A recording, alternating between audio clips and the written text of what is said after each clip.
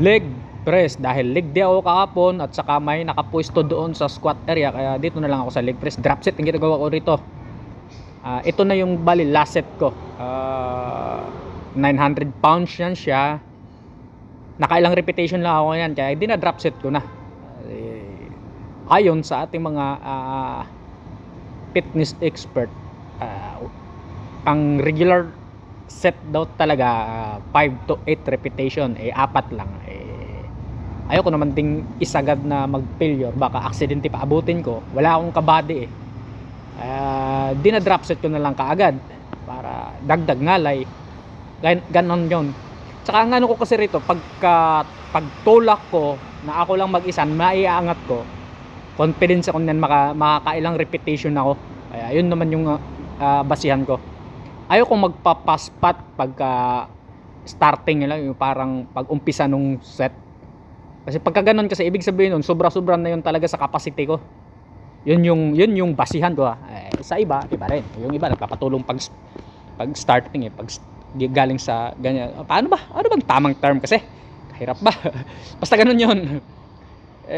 Sa akin naman, ayaw ko magpapatulong ako pagka mga bandang last repetition na. Kasi yun na yung parang pinaka-crucial baka kapusin, aksidente abutin natin. Ayun yun. Wala akong kasama, kaya hindi ko na ginawa yung ganun. Dumiretso na ako sa drop set. Binawasan ko ng 3 plates bawat side. Tag 45 yung binabawas ko. Di ko na lang bilangin kasi mahina ako mat Basta ganun yun. Tsaka sa akin kasi pag mabigat talaga, parang binabagalan ko yung execution. Ayaw kong bilisan kasi baka masubrahan ko sa pagbaba.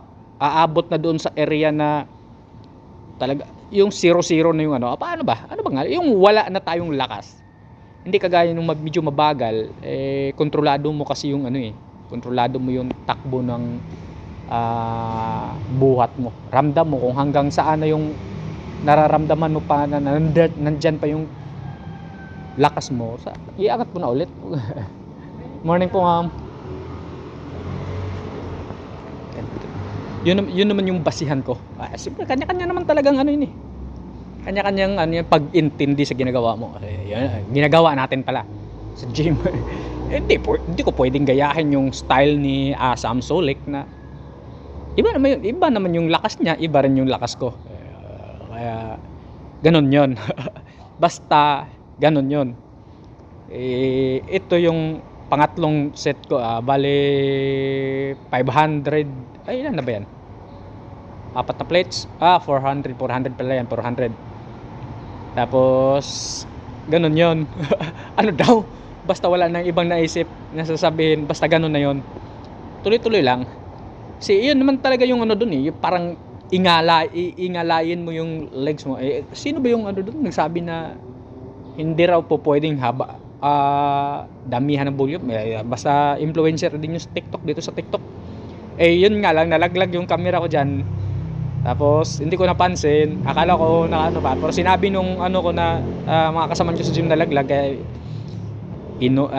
inayos ko, ibinalik ko yung camera. Tapos nagdagdag pa ako ng 2 set dyan, 2 drop, kaya binalik ko muna. Tapos sana ba yun? Okay, magulo, stay put lang kayo dyan, basta ganun yun. Okay, pagkadating dyan, ang bagal magkapag-set up ulit Tapos ano pa ba? Wala na kasi akong ibang naisip. May background music kasi kung wala pa talagang background music yan, di ko naman yan ayusin. Mag voice over pa.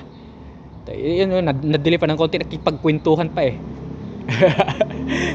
Yun naman din yung problema pagka kakilala mo yung mga nasa gym.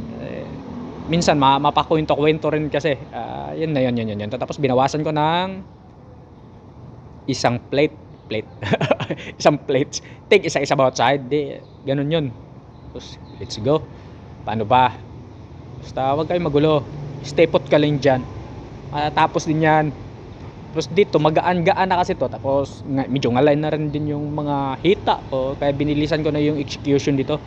Kasi dito kasi sa ganito kabigat, confidence talaga ako na kahit pa maibaba ko ng husto, kaya ko talaga itulak yan kasi magaan na siya para sa akin.